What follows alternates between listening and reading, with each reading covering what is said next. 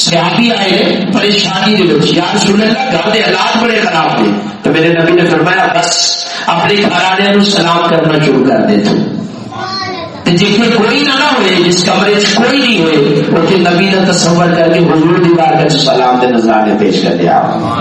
پھر کیوں نہیں مومنہ پڑھتے نہیں کیوں اپنے آقا پر درود، مومنہ پڑھتے نہیں کیوں اپنے آقا پر درود، ہے فرشتوں کا وظیفہ، ہے فرشتوں کا وظیفہ الصلاۃ والسلام، شہنشاہ مدینہ الصلاۃ والسلام، اے شہنشاہ مدینہ